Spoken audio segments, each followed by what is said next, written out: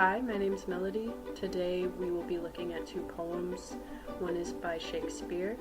It's called Sonnet 12. And the other is by William Wordsworth. It's called We Are Seven.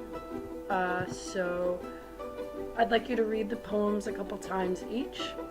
Get a really good understanding of the vocabulary used, maybe what the authors are trying to get across, and then we will come back to what all this means and why it's important to how poetry is written and how to use structure effectively. How does Shakespeare show the passing of time effectively in Sonnet 12? So in almost every line of the poem, he's essentially saying that things once beautiful and vibrant do deteriorate over time. So an example I saw of this is when lofty trees I see barren of leaves, which erst from heat did canopy the herd. This is him explaining that he sees a tree with no leaves whatsoever. Looks like winter has just come around. And this basically just reminds him of a time when the tree was in full bloom. It had such a density of leaves that animals could take shade underneath it. And when he says this, I think it creates an air of nostalgia. Maybe something the reader could feel nostalgic towards, as we all kind of romanticize summer and those warmer months. So what does Shakespeare mean when he states, and nothing gains time's sight can make defense, save breed, to brave him when he takes the hands. So who's taking him away and where are they taking him? Shakespeare is stating that no one can escape the fact that everyone's time eventually runs out.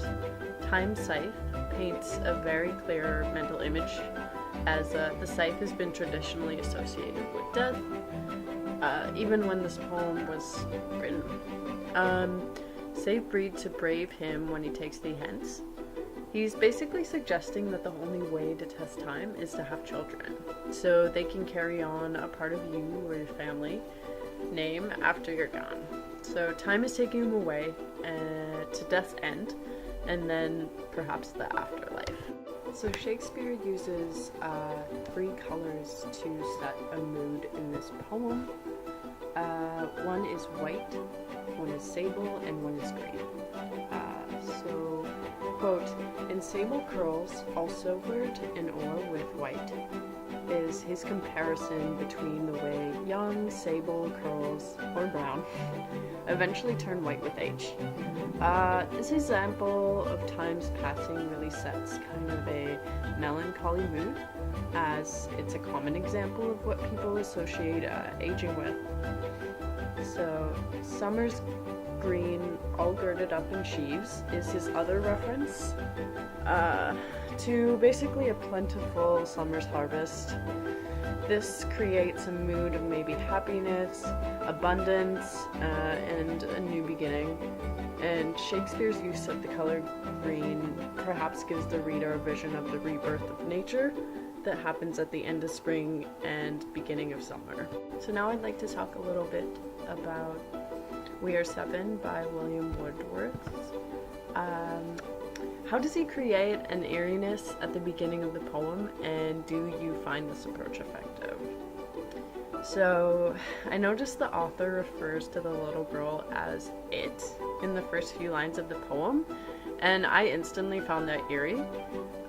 He also goes on to say that lightly draws its breath and feels its life in every limb.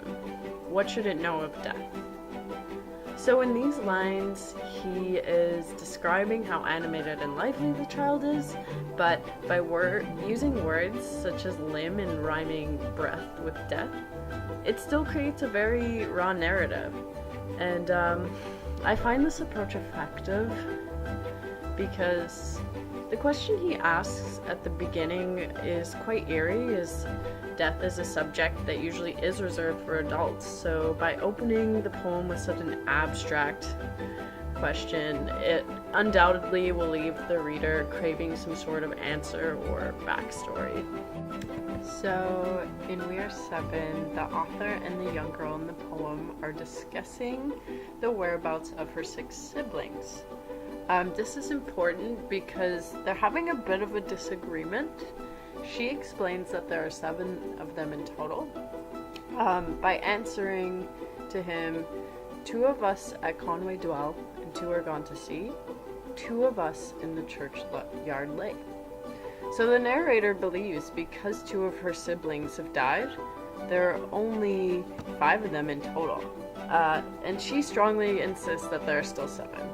I personally believe this is due to either maybe denial as a defensive mechanism, or she truly believes because she visits their graves so frequently, she feels very connected to them and doesn't feel a need to be mournful and sad.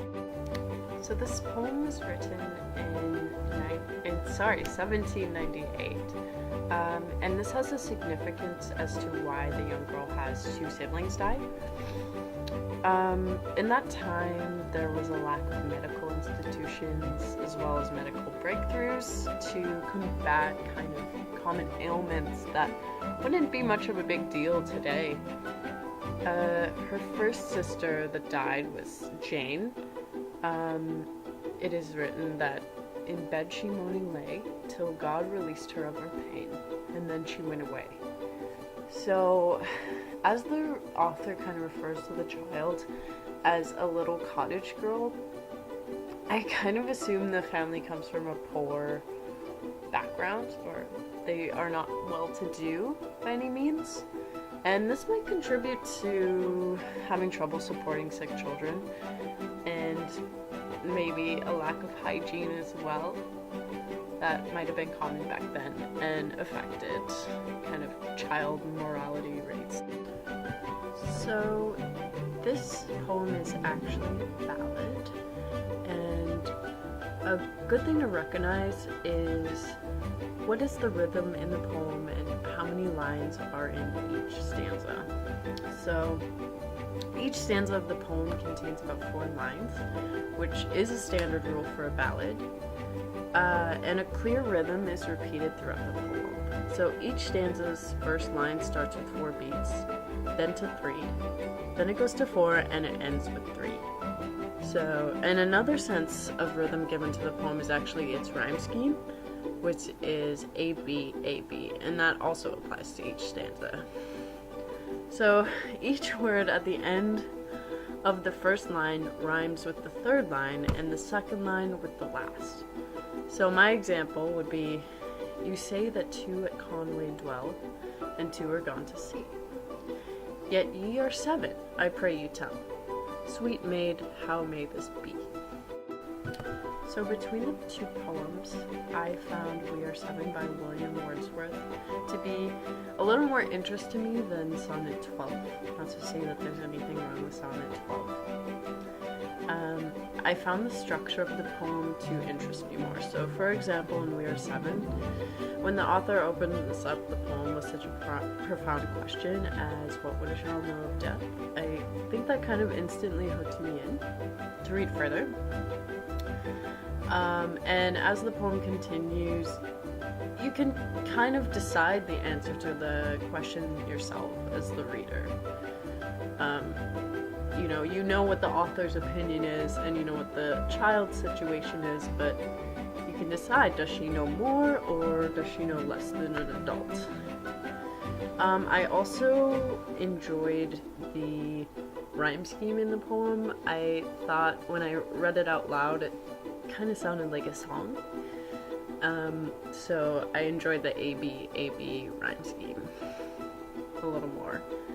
And finally, I just found the poem flowed well in how the story arc happens, where you know nothing in the beginning, and then slowly you learn more about the child's life and where their siblings are. You get some questions answered, and I think that's what makes it more interesting, more compelling.